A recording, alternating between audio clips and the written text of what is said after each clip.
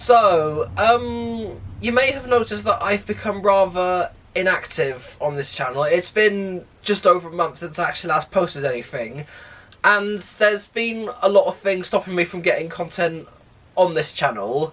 Mainly it has been a robot combat arena that I've been building for Sportsman Beetleways, and if you want more details on that, just check out the Team Panoramic YouTube channel, because I won't bore you with all those details. But it took up a lot of January, and I literally haven't had the time to make anything or do a lot of things RC related for this channel, and I haven't even had the chance to go to Froome for Radio Control Club Racing. But hopefully next week, so I have a Friday free, and I'll be hopefully down in Froome Radio Control Car Club after quite some time, because I do need to get RC racing again. Anyway, so while I haven't uploaded in a while, I thought I'd use this as an opportunity to make a video about a mistake I made with the radio control truggy that got me back into radio control cars, and that is the Maverick Strada XT. And you may notice I don't have the body on it. Aside from what I'm doing, there is actually this is practically the reason why, and I will make a separate video about that, basically talking about Maverick's bodies and the fact that they're just not very good. Anyway, so last year I made the mistake of running this on a 3S LiPo, as I didn't realise that 540 motors can't handle 3S. They can only handle at best 7.4 volts, maybe a little bit, but definitely not, because when you're running it on 3S LiPos you get a peak of 13.20 something volts. I'll have to check that on the capacity checker. But originally this had a 22 turn motor on it, and it was pretty quick for a brushed. But I made the mistake of putting, you won't be able to make it out there, putting in a 75 turn motor. I went with 75 turn mainly because of torque rather than speed, but it has just been, it really has made a difference in terms of speed, and turns out not that much difference in torque from what I found. Anyway, so with that being mine, because I've not really done this kind of thing in a while, so you have to excuse me. So I'm going to make a mistake of... Anyway, to fix this problem, I'm going to be taking out that motor and replacing it with this. I'll take it out of the packaging so you can take a closer look at it, but I don't know why I held the camera there. But before I do this, let me just show you why I'm doing this and why the 35 ton motor was just a mistake. So just to give an idea of to how slow the 35 ton motor is in this thing, let's just and that is on a fully charged 7.2 volt nickel metal hydride battery, and as you can see it probably is torquey, but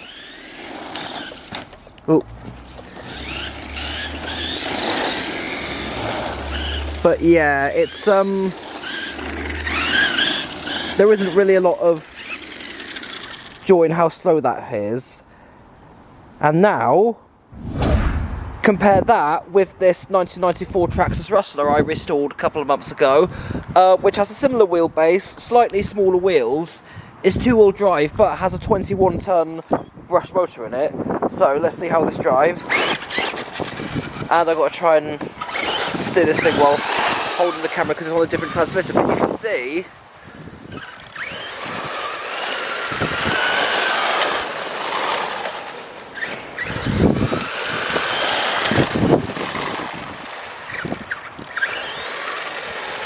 yeah, so much faster than the Strada XT with the 35 ton motor. And now back to the garage. So yeah, that turns out to be a lot faster than this. So that 35 ton motor is definitely going to be coming out, and as you can see I've already taken the heat shrink off. So taking that out and putting this in, but I just need to get the wiring just soldered on. And speaking of soldering, I haven't actually shown off this yet, which is my Frogbro cordless soldering iron that charges up via USB. And this is an absolute godsend because of how compact and light. I don't have to use a soldering station anymore. I don't have to plug in anything to use it while using it. And yeah, I decided not to make a video about this because I didn't feel I would have a lot to say, but you will get to see me using this in the time-lapse. And yeah, I absolutely love this thing and can't recommend it enough. So, without further ado, let's get that bland 35-ton motor out and put in the 20-ton motor in.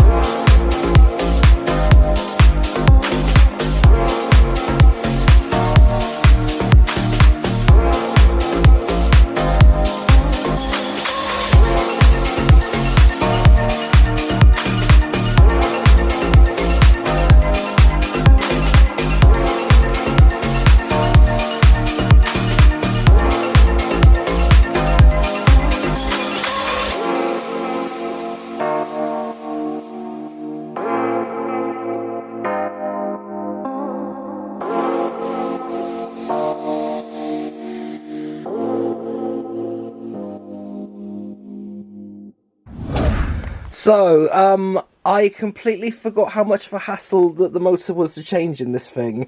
It mainly had to do with the motor plate, but, I mean, and also I had to take it apart again because it didn't sound healthy, but I did lube it up a little bit, and, well, quite a lot actually, to be fair.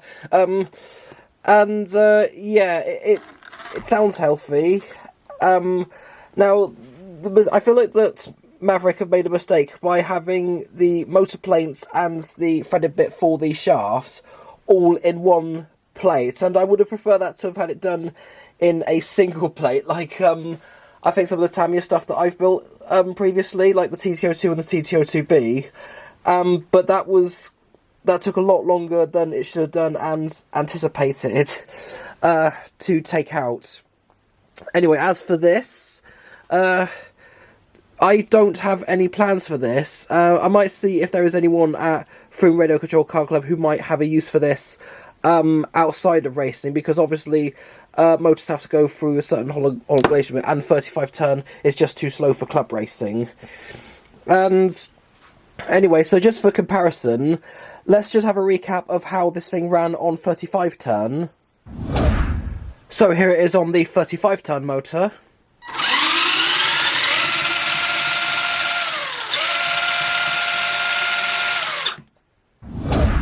And now here it is on the 20-ton motor.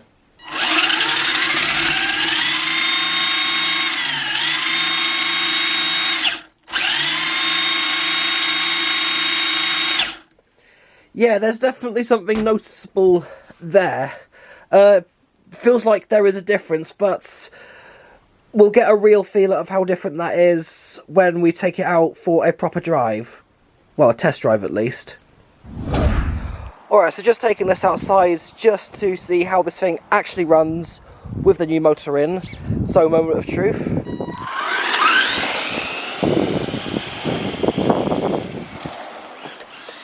Yep, there is definitely a difference in speed there.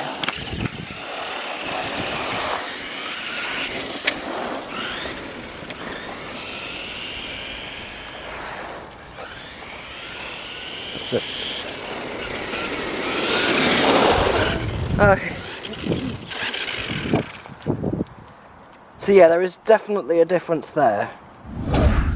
So yeah, there is definitely a difference in speed there, and glad to finally have that 35 bloody ton motor out of this thing and get a 20 ton motor in this thing, which is weird because that Rustler up there, which I recently restored, has a 21 ton motor in it. I did feel a little bit faster. Might be something to do with gear differentials, but I'll have to. I might do a test between the two of them, like have one person controlling this and maybe have me controlling the Rustler. But yeah, that's the inconvenience of 35 ton motor out. And yeah, so as I said previously, don't know what I'm going to do with this. I might see if it might be perfect for a crawler, actually, thinking about it. But I'll see if I have a use for this some point in the future, or find somebody who may have a use for this, may practically just give it away, because I didn't really spend that much on it. It was only about £6 something from AliExpress. And anyway, so the other thing I want to talk about Maverick in the future is these, because I said it previously, briefly before in the video, that their bodies are clearly not made of good enough materials, but I will make a future video, maybe later on in March, to explain why I am not buying another one of these bodies, which is a shame because I do really like the design of it, and it's a bit of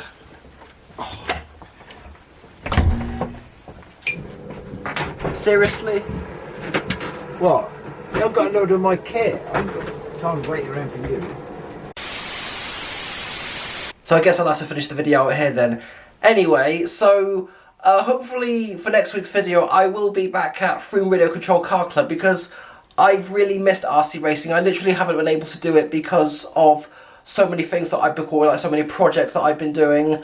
But I've got Friday free next week, so hopefully I will be able to get there racing with the TT02, and I can assure that absolutely none of my rims will be exploding like the last time, because I've sourced some much better ones made of stronger materials, and there is not going to be a repeat of what happened back then. And on that note, I better wrap up this video. Thank you so much for watching, and I'll see you next week.